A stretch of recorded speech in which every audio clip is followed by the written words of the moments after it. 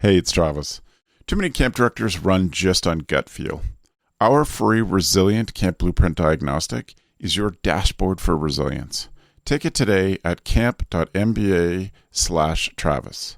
Again, that's camp.mba/Travis. How confident are you that your camp parents will read and act on your emails? This is CampHacker. Come find our show notes and our blog for camp directors and leaders at camphacker.tv.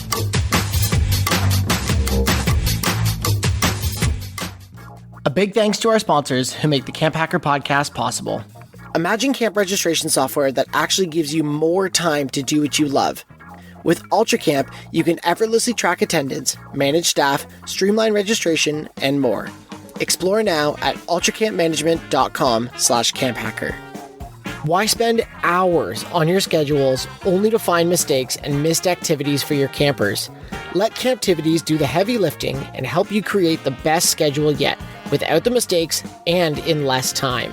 Come check out Camptivities, specifically designed for camps by camp people. Find out more at camptivities.com.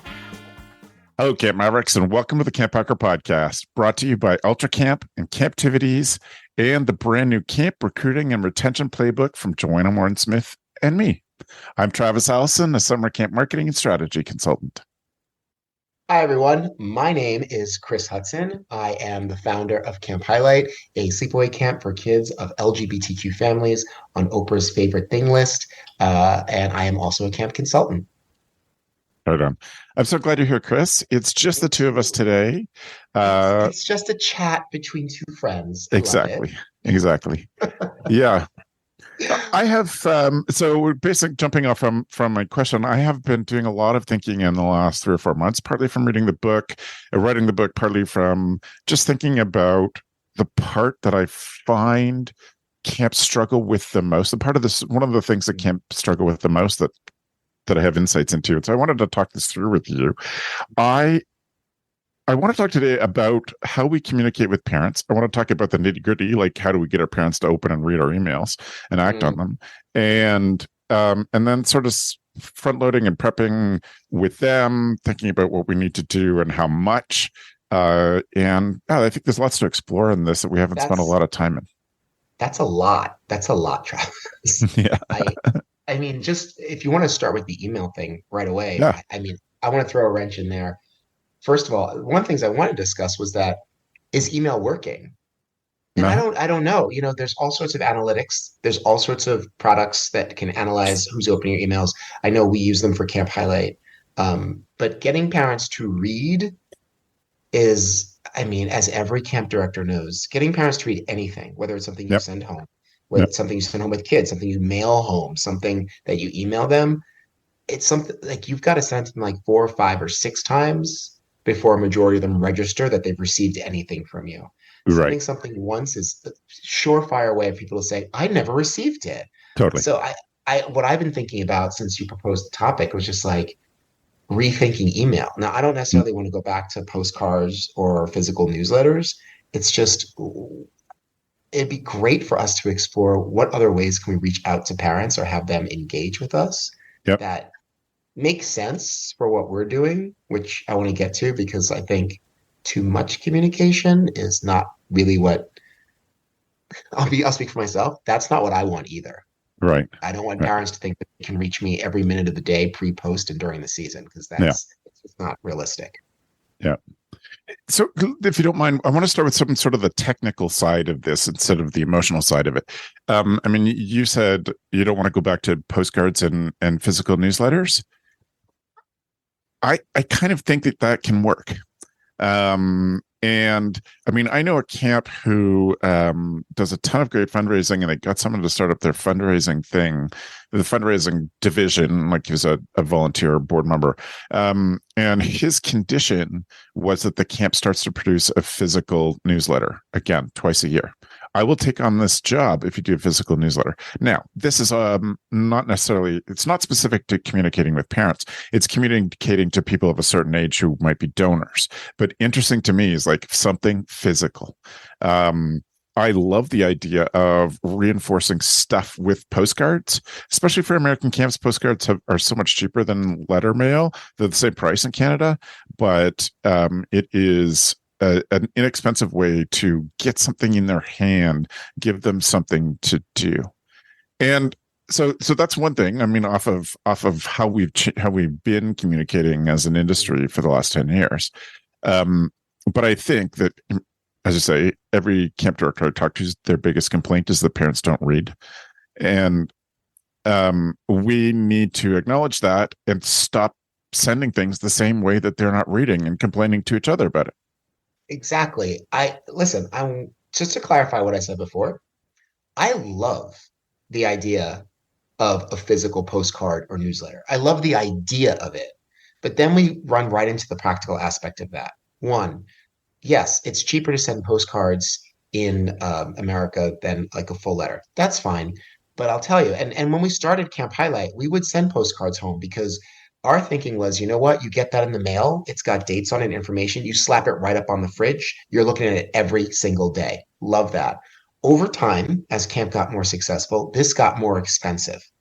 It just became an expense, and we had to be like, well, okay, let's do what everyone else is doing with email. I don't know. I don't know if it's throwing the baby out with the bathwater. If we put the price aside, I think a postcard is a great way to interact with parents, maybe once a month or once every other month. If you have a really big event coming up, a donor event, registration dates, things like that, maybe a couple of times a year, that's great. Because like I said, they get it, they slap it up on the fridge. A newsletter is going to run into the same issue that we have with email. One, Yep. you get so much junk mail, both e and snail. The chances that they're going to pick yours out to read it, I don't know. I'm not saying it shouldn't be done. Like you said, once or twice a year might be cool because that's something you anticipate. Every month, absolutely not. It's just not going to reach people. In my opinion. Yes, I agree. I think I've so many points to reinforce something big happening. Send them a physical reminder.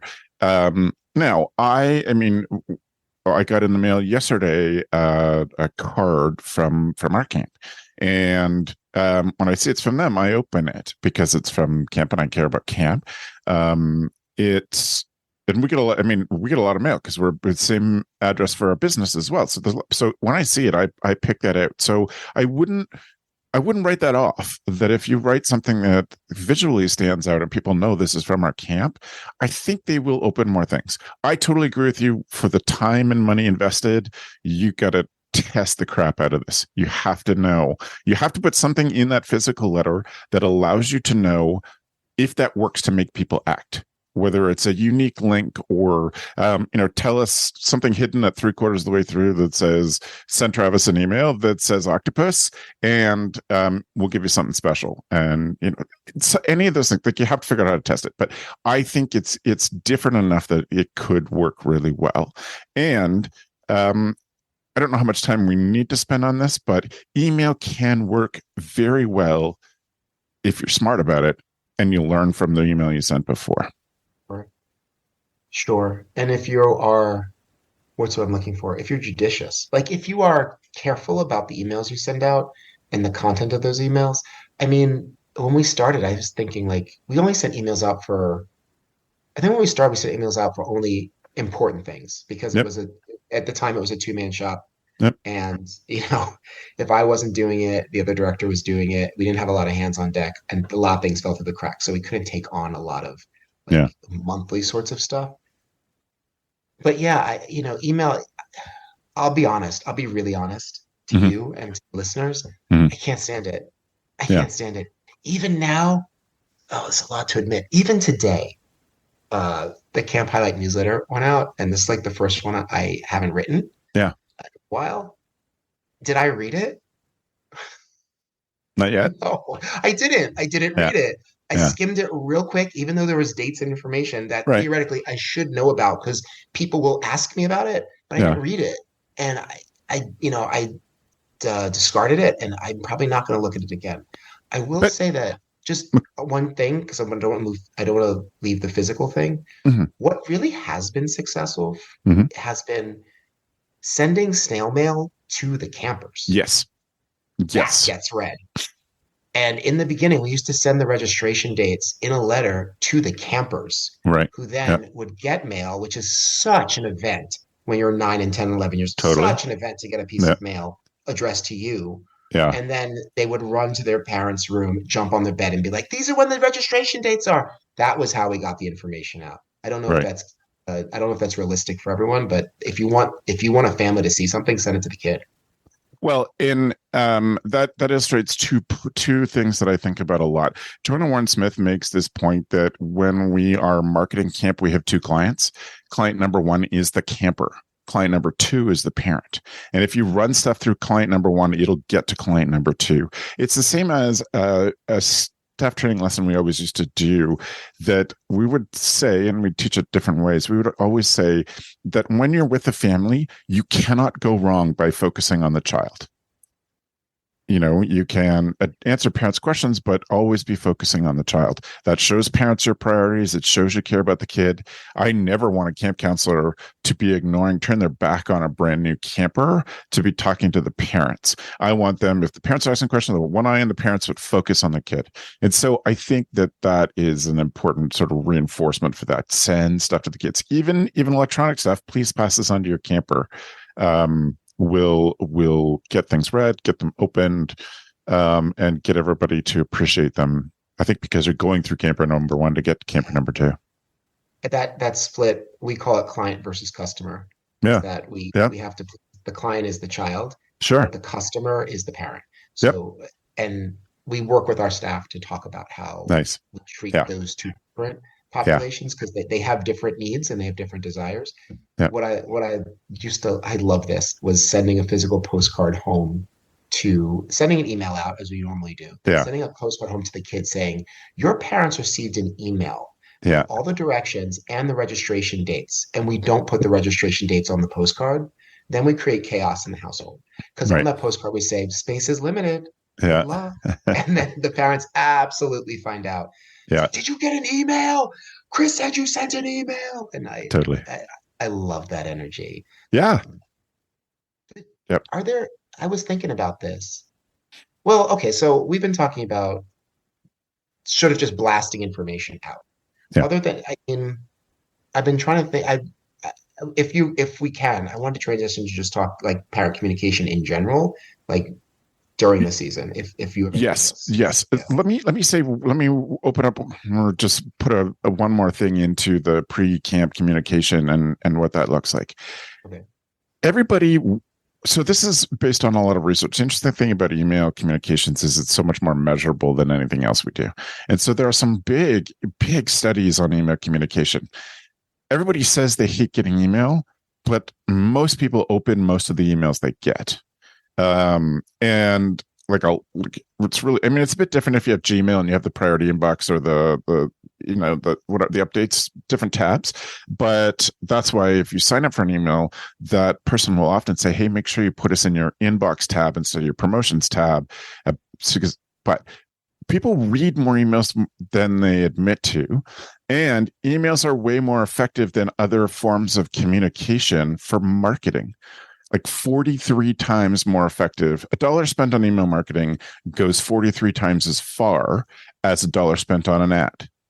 And so the email marketing is incredibly effective, and it allows us to test stuff out because it doesn't cost us much to send, and we can see what makes parents open these emails. Then, if we figure that out for 1 year, then the next year is like, okay, they open the emails. What makes them take the action that we want to? Let's run that experiment. And my great frustration is that camps feel like they send the families register, they send them an email with a PDF of the parent handbook, and they're done. That will not work. They won't read it. You'll be mad. They'll be mad, etc. So what I recommend is that you send on the parent handbook, put stuff onto a page on your website, and then break up all of the pieces of the handbook into smaller chunks and set them at the time that the parents need them. They don't need the packing list in January. They don't need to be reinforced about the packing list. You need that 2 weeks before.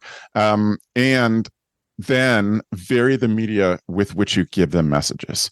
So you might start a camp podcast. You might put a GIF in an email message that says, click to watch this video, show your camper this video. I mean, each one of those is something that is different than a whole wall of text. And I mean, I could spend a lot of time on how we write emails. That's incredibly important. That goes back to the handbook problem. There's just too much text to read on a screen and absorb. So how do we break it up and easy to read? So all of those things are easy to measure, easy to implement and test, and easy to improve every single year because it's so easy to measure. So I would encourage people, like, think about that. Think about how you do that between registration and arrival day, and reinforce stuff with paper mail delivery, change the media through which you give the message. And if it's an incredibly important message, like forms are due on this day or your child cannot come to camp, then do all of the media. Send them an email, send them a postcard. Like, if that's important to the function of the camp, you will reinforce it all over the place. So I feel like we've been saying that since the beginning. Use all of the media. Which then also reinforces you're going to need somebody this is their function. Right. Maybe not their sole function, but I know from doing a startup is that marketing is so hard, and people find marketing impenetrable because a lot of the data that you just unloaded on people it's real, it's tested, and it's also invisible to people getting started to this. Like, there's a real science to it, and it's hard to know what's going to work while you're spending your dollars on postcards or email services or whatnot. Yeah. Exclusive to CampHacker listeners, you can discover the best marketing tools and apps for camps by visiting ultracampmanagement.com/camphacker and downloading the UltraCamp's free guide there, the Marketing Toolbox. It has been updated for this year. And then we want you to ask yourself, what is it that drew you to the camp experience? UltraCamp knows it wasn't to do paperwork. That's why they have crafted this all-in-one platform to streamline your program management. It's powerful tools that put you in control of your information.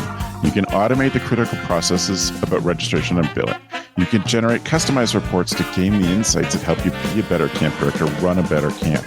You can streamline your hiring process, including having integrated background checks through UltraCamp, and you can quickly communicate with your clients and donors.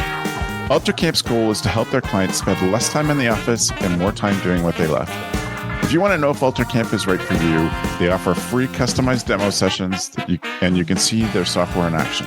So please go to ultracampmanagement.com/camphacker to see that. The thing about parent communication, though, is that you really can't start from scratch and do it all right. Is that you pick the things that, if I am starting a brand new camp, I'm sitting at a parent handbook and I am picking 3 things between now and registration that they absolutely must know and react to. And I am writing those 3 emails and a couple of social media posts that say, read your email about this. And I'm doing a video for each one of those. So that's my starting point. So I've done 4 pieces of writing, effectively: handbook and email, and a couple of reinforcing things. The next year, I'm filling in all the spaces in between. Next year, I've run camp for a year. I found out that parents don't know that you're supposed to bring a separate pair of socks for, dance versus the ones that, So now I have to figure out how to work that in. But you can always build on it. And so the time that you put into this is not wasted. It is, you start with the stuff you can do. Push yourself to do a little bit more than you really want to, I suppose, or have to feel like you have time to. And then you have that base, like you've built a foundation. Now you can add in the other pieces. So I'm always conscious that I'm comfortable with saying, here are all these things you can do. But that's my job. Here's all the things that I've researched that I know will work for families, and you can do them. And the immediate impact of that is just shut down. Like yet now. As a camp director, no. I get that. And so the thing I want to say is, you start with something, you build a foundation, you use it again the next year and add something else in. Just because I say you can do it doesn't mean you should do it all. Exactly. Underline that. Yeah. I want to make a distinction, though, because we kind of did it here without defining our terms. But sure. When we talk about parent communication that quote unquote works. Yeah. Do we want parents to read, or we want them to act?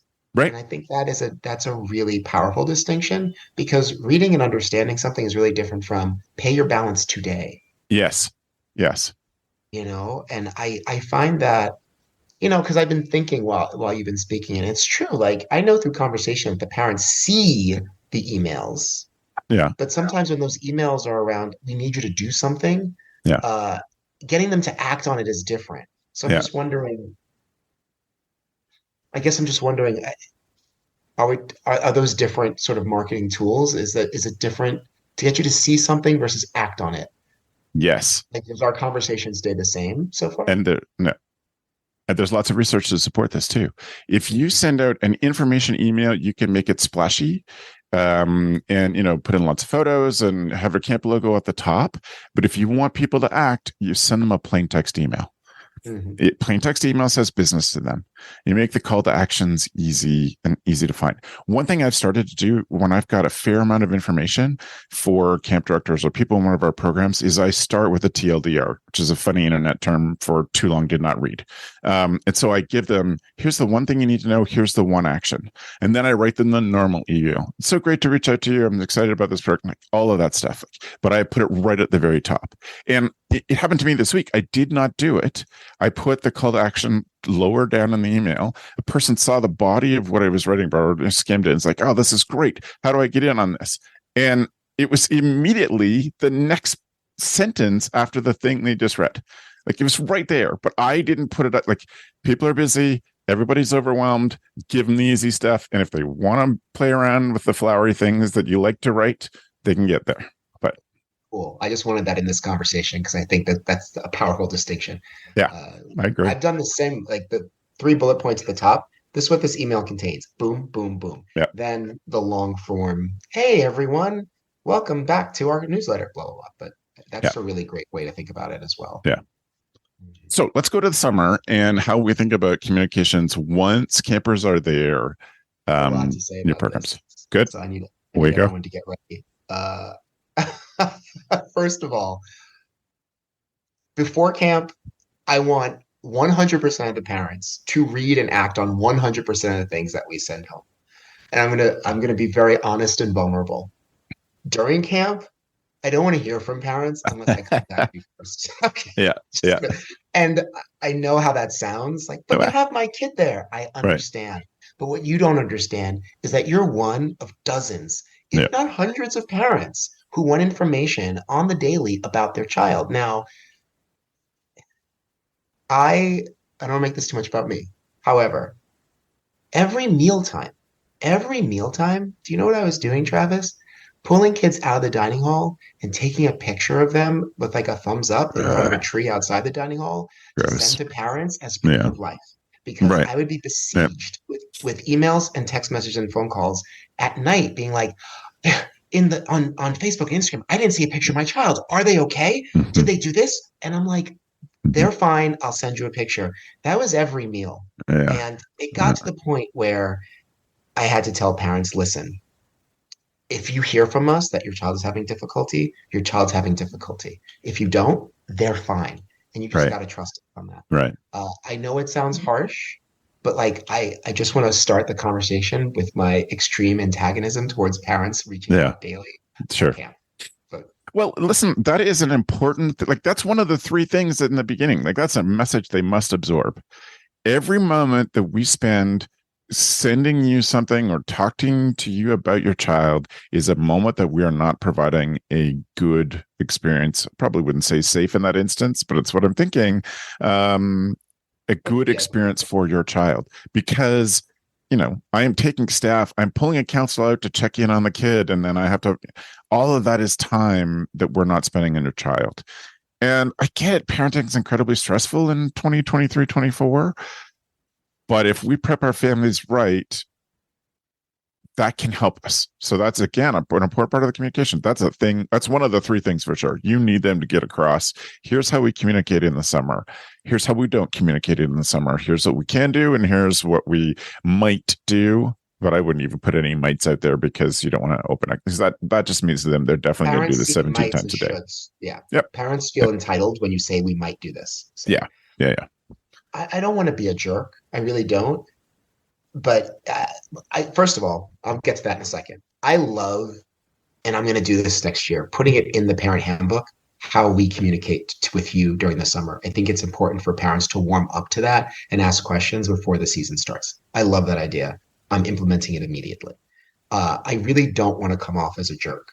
On the concept of like we might do this, I think if we ever tell parents like occasionally we'll let you know how your child is doing, they're going to feel entitled to that information, and they're going to feel like, oh, if I didn't get a call this week, then I should call. Yeah. I think also as part of like if we're putting this out in the parent handbook or in a newsletter or something, just let them know these are the situations in which you will hear from us. And one of those situations will not be your child is having a good time. Right. Yep. We're not calling to tell you that your child is having a good time. Right. I think that's important for parents to know. Maybe not stated like that, but similar, because driving that point home. Because listen, we all know, like you said eloquently, we don't have time. There's too many kids, and all of them are nervous about camp. Yeah. And all their parents are nervous about camp. That's just the universal truth of the setting.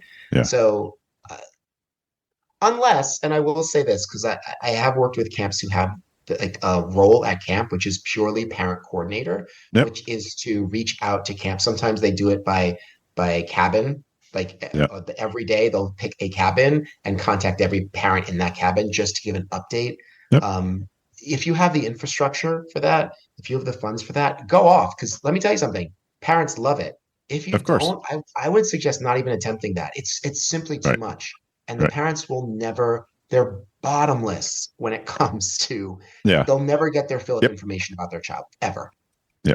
And I've even had camp directors say to me, you know, I sent our kids away to camp for the first time, and then I turned into that parent. And I knew I fought it off, but in my head, I was like, I just want to know how they're doing. Like, I want to know if my sweet boy is, has friends, and like, I get like all of those things. I get it. But I feel like such a dinosaur because like flashback to the 90s when kids would disappear for 6 weeks, right? And they just come back, and that would be bad. Yeah. Those were the days. It does. So I think we're acknowledging that parents have some obviously legitimate concerns, and we can front load that. We can manage that as much as possible. Are there other maybe I'm asking the wrong person this question, but are there other ways we should be more empathetic towards parents, Chris? Okay, hold on. I am not going to come across as the parent hater. I don't want to. That's not my point. But again, I'm just going to borrow from what you said. Every moment that I have to report to you about just a status report for your child is a moment that I can't create this magic, right? Yep. So it's not that I hate talking to parents. I love parents, and because before, I need them to be excited to get their kid excited. After camp, I need them to be excited to be a booster and get more people to send their kids to my camp. Right. So like, I understand that is prized, and I am empathetic, but I think part of that empathy is really communicating what our role is during the year, during the season, vis-a-vis that communication, right? I think that's the most empathetic we can be, is to set the expectations and the boundaries before the season starts. That way, everyone knows what to expect, and there's no free-floating disappointment or discouragement. Like, oh no, this camp isn't what I thought it was going to be. I thought I was going to have more communication. To which I can say, why would you think that? When we were very clear about what we're doing, every minute you're not hearing from us, what we're doing is providing a fabulous time for your kid. Yeah. So I think that's the most empathetic you can be. Right. I think post-camp parents are my best friend. Because they're also my marketeers, right? They're running their communities. They're talking about how great it was, and I want that relationship to flourish. It's just during the year we have to work together to give the kid a great time, and that's a great way to characterize it. Me and the parent are working together to make sure your child has a great time. Okay, and we do that because I'm doing my part and you're doing your part, which is to trust me. You had 6 months. And to prep your kid well. Like that's a big part of it. You can prep your kid badly, and then my job is impossible. But I mean, from registration to your kid arriving, you had 4, 5, 6 months to reach out to me. I'm eminently available to you. Yep. But for this 1, 2, 4, or 8 week section, you need to let me do what I need to do and let my staff do what they need to do. Yeah. I wanted to ask you a question about post-camp communication because I thought about this before. If we can move on there, but if you want to stay in the season, that's Just one quick thing. We have done previous Camp Hacker podcasts on partnering with parents. That's been one episode title early. I did another one with Stacey Harrison, Corey Harrison, and Stacey Simpson, talking about how to be empathetic towards parents. So I would point you back to that. Search for Camp Hacker feed for parents, and there are some great stuff that we've covered on this. That but I think gives you lots of other things as well. Yes, post camp, Chris. What's your question? I was before we started, I wrote this down in my notes, and then I crossed it out, and then I wrote it again. But I don't know. I haven't tested this. It's just something I thought about this morning. But for our staff all year, we have a Slack group, Yeah. like just ongoing Yep. communication. And back in the past, when Facebook was a thing, we had a Facebook group for families. It was just another way for us to deliver information and Yep. for them to really like excite each other by talking about how great the camp was. Fine. But I was wondering if like a more dynamic communication system for the community of parents makes sense post camp. What do you think about that? And I want to be really transparent. You and I both have experience with professional networks in this way that go off the rails because people start posting untested opinions, unpopular opinions, and start Yeah. attacking each other, and Yeah. it can become a whole mess.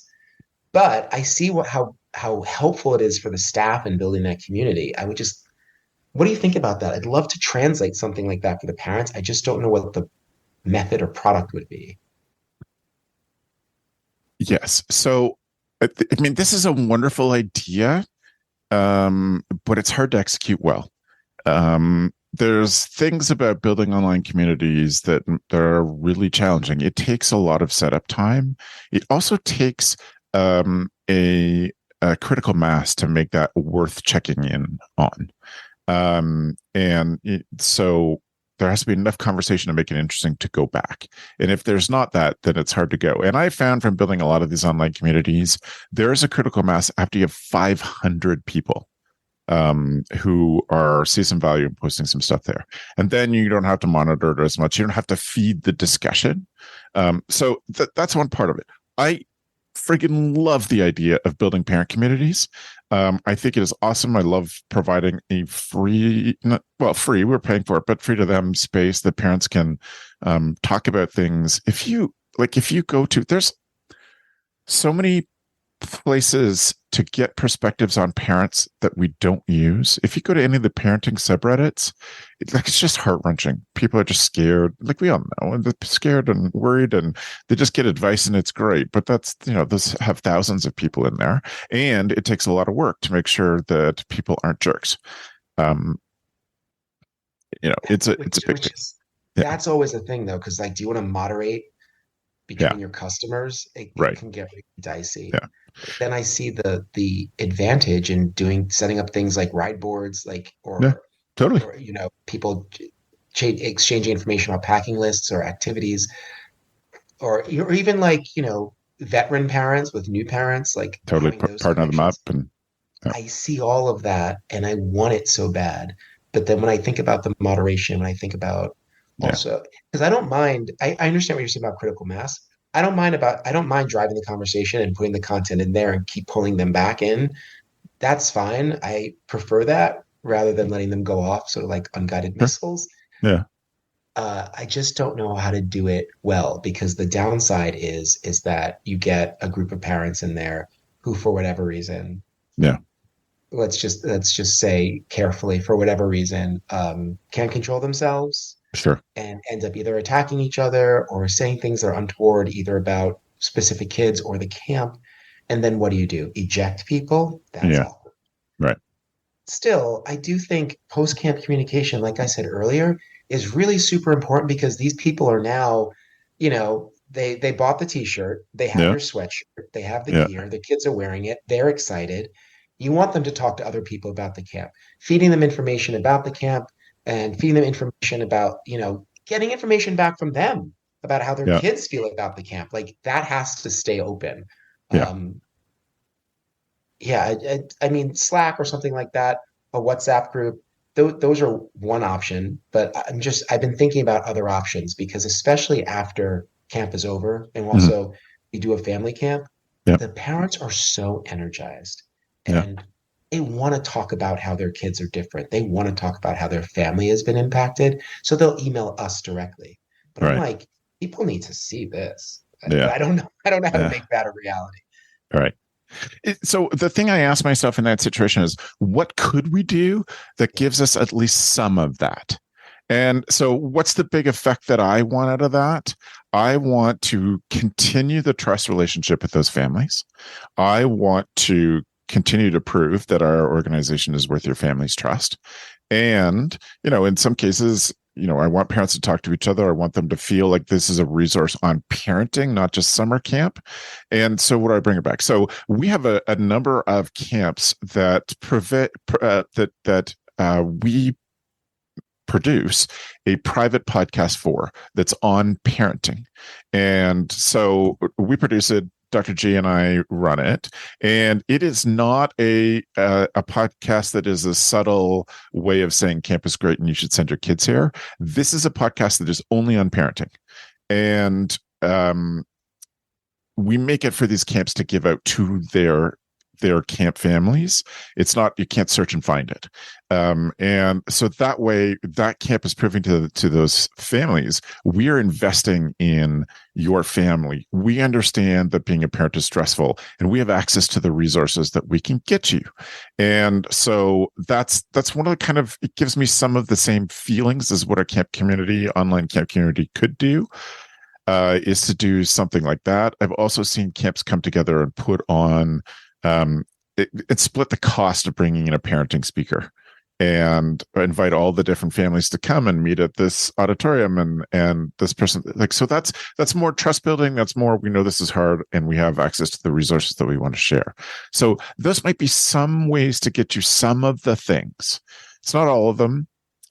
But what are the little things that we could do like if we held a Tuesday night at 7 open discussion on Zoom on a very specific topic, like getting your 13-year-old to talk to you at dinner. And we brought in an expert to do a little thing, and then you allow parents to ask questions of that expert. Then you are providing some of that same thing. Camp is great for your family, even when your child is not here. I am in love with that idea. Like, I love that.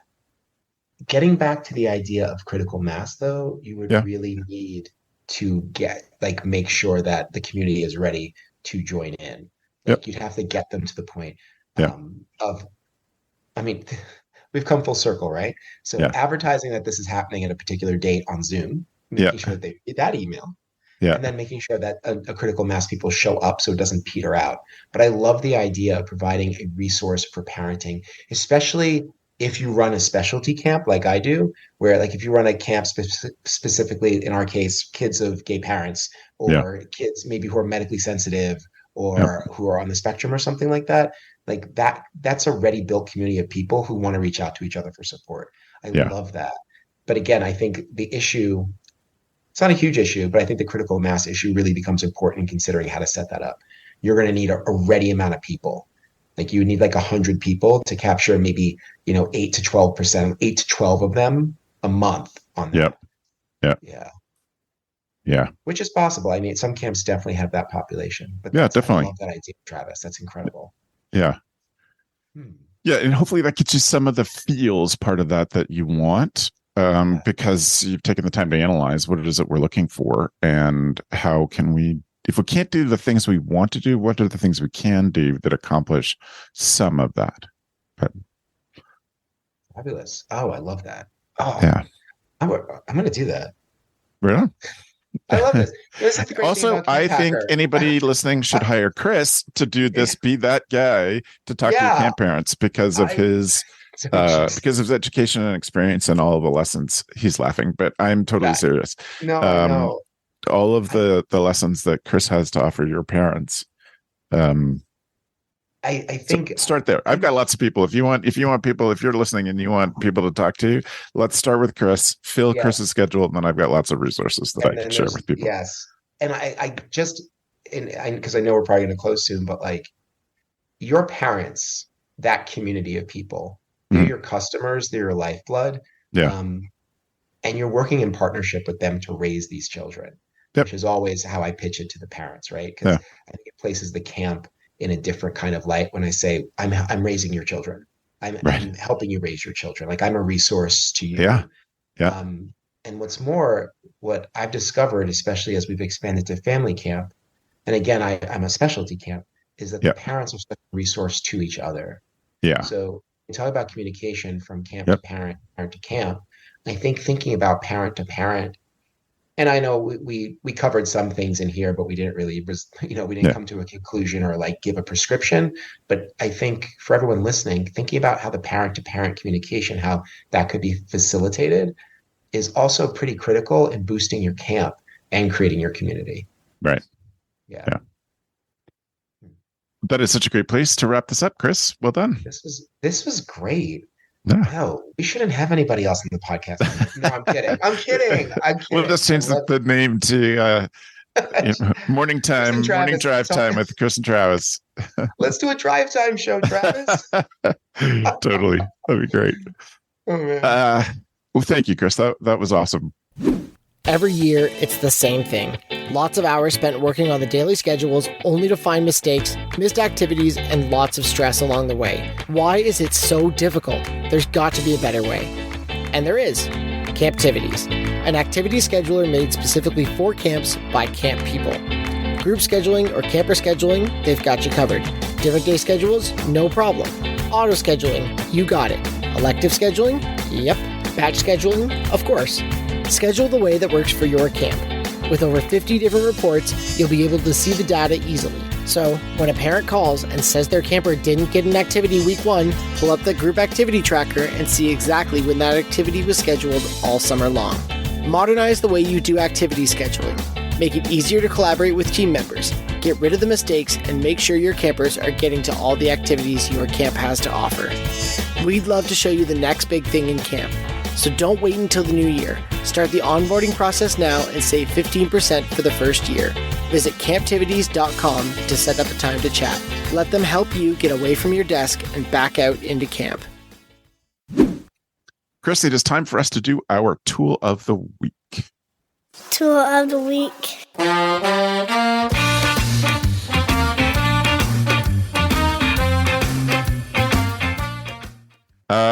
I love the theme for yours, so I'm going to give you first crack at this.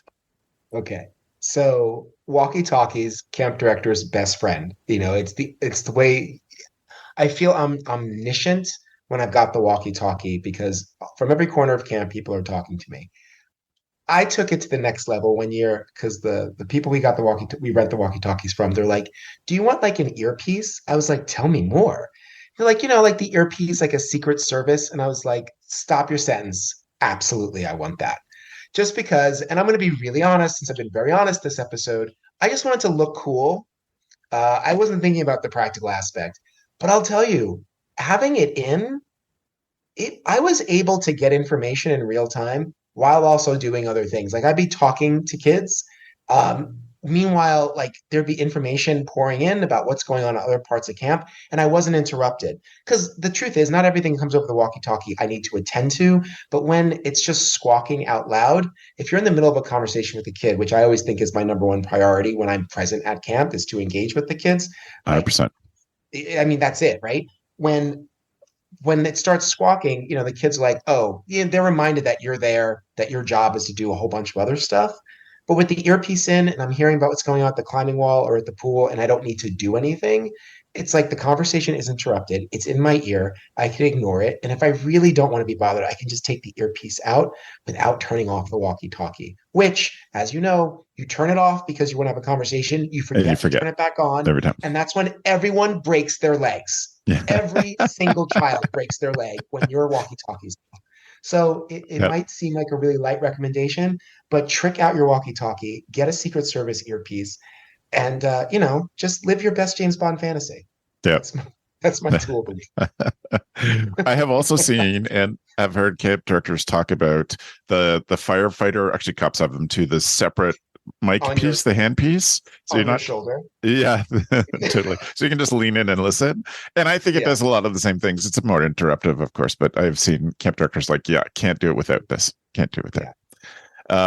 That's wonderful. Thank you. My tool of the week is an app or a service, software as a service, called Aftershoot. At aftershoot.com. Again, go to camphacker.tv/podcast for the show notes. You can find the links. Aftershoot is this amazing piece of software that will allow your staff on the daily to dump their photo cards. If you have a huge camp and a lot of photo staff, this is amazing. If you are a small camp and you have one person who is in charge of photos and they have to take photos, edit photos, put videos together, do the daily pictures of the kids, the proof of life pictures, it's chaos. But with this piece of software, you put all of the photos into it. It'll go through and take out all the ones with eyes closed or people aren't facing the camera, out of focus, gone. And then it'll go through all of them and give you a prioritized list of these are good pictures. You can train it. What I think is a good picture, I can train it more. But there's how my experience, and this relates to camp because I know camps that are dealing with thousands of photographs a day. And then they call me up and like, what do we even do with this? It's like, yes. So you can follow Joe Richard's advice, which is you tell your photographer, take thousands of photos a day, send me 10. But the amount of time to go from thousands to 10 is unreal. That is a day's worth of work. So put it in here. It does the sort. I shot a camp wedding a month and a half ago. Hey, Mapes. And I was there for the whole weekend. I shot over 7,000 photos in this weekend. So I got home. I put the cards in to the thing. I let it work for an hour and a half. I heard a little beep. I went back. It showed me 1,200 pictures out of 1,000. And then it said, oh, and by the way, here are the top 500. So whatever percent that is, like 10, a little less than 10% of the photos. Here's these. And click on one of it. You took like 3 or 4 pictures in a row quite quickly. And we picked the best one of those 3 or 4. But if you want to see the others, just click on here. It'll open up. It was stunning to me the first time I used this. And now it has AI editing built in. So it'll go in and straighten the pictures and do some color adjustments, make sure everybody's face gets the light they deserve. Amazing. It's amazing. While you were talking, yeah, I sent a message to my team saying, you need to look at this immediately. This is a game changer. This will save us. It will save me personally, because I'm in charge of putting the yearbook together. This will save me personally about 2 full work days of time trying to cull through thousands of pictures. Thank you, Travis. You can also then, Chris, sort by, I'm building the yearbook and I need more pictures from the climbing wall, or I need some more pictures from the dining hall. And I can just search for food, eating, dining, climbing, helmets, whatever I need out of the bank. And it'll show me the ones that are well rated. I might cry the way that you just saved me. Yep. Oh my gosh. Wow. That's great. Yep. Everyone do this now. Yes. Yeah. I should get an affiliate link for that, but no, I'm not going to make anything off of this. You go ahead and do it. It is a great, great tool. So yes, do that one. It's good. Just search for Camp Owners Pod. Even if you are not a camp owner, there's tons of very valuable information in here. Chris, if people want to follow up with you, how do they get in touch? They can reach me, chris@planetchris.net. You can find me on Instagram at planetchris1. Or check me out on LinkedIn, which I should spend more time on. Chris Hudson 1. Right on. Thanks, Chris. This has been a great conversation. I loved having you all to myself. And I'm partly serious about our drive time show. I thought this was okay. Yeah, right on. All right. If you want to get a hold of me, you have ideas or things you want us to cover, reach out to Travis at CampHacker.tv will work. Let's just use Travis at GoCamp.pro and send me your information or questions there. Thanks for the evening, friends.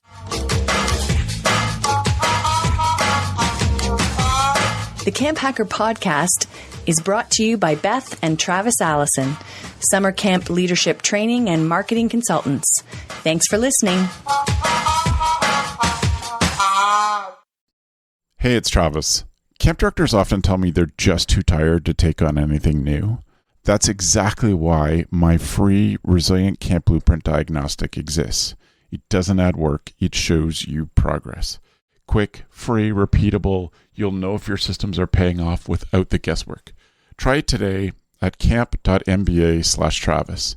That's camp.mba/Travis.